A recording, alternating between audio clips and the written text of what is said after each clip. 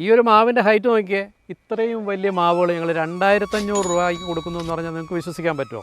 ഇതുപോലെ ഡ്രമ്മിനകത്ത് വെച്ച് പിടിപ്പിക്കുന്ന പ്ലാന്റിന് ഒത്തിരി ആവശ്യക്കാരുണ്ടെന്നറിയാം.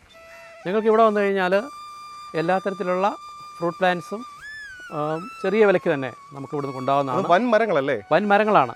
ഇത് കണ്ടല്ലേ, വിയറ്റ്നാം സൂപ്പർ എർലി എന്ന ഇനത്തിൽപ്പെട്ട ഒരു പ്ലാവാണ്. ഇത് കുറേ വർഷങ്ങളായിട്ട് ഇങ്ങനെ നിറഞ്ഞു കായ്ക്കുകയാണ്. എല്ലാ വർഷവും ഇതിൻ്റെ കൊമ്പൊടിഞ്ഞ് ചാടും.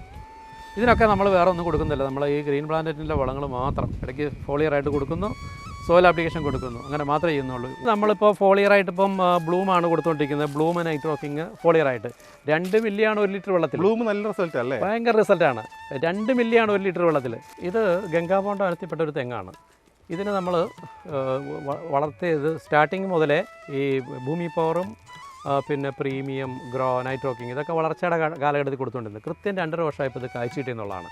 ഇന്നത്തെ നമ്മുടെ കാലാവസ്ഥ വെച്ച് നോക്കുമ്പോൾ വളരെ ചൂട് കൂടി നിൽക്കുന്നൊരു സമയമാണ്. ഇപ്പോൾ ഈ ചൂട് കൂടി നിൽക്കുന്ന സമയത്ത് കർഷകർക്ക് ഏറ്റവും പ്രധാനപ്പെട്ട അല്ലെങ്കിൽ വേണ്ടപ്പെട്ട ഒരു പ്രോഡക്റ്റാണ് സ്ട്രെസ് ഔട്ട് എന്ന് പറഞ്ഞത്. കാരണം മനുഷ്യർക്കുള്ള പോലെ തന്നെ ചെടികൾക്കും സ്ട്രെസ്സുണ്ട്.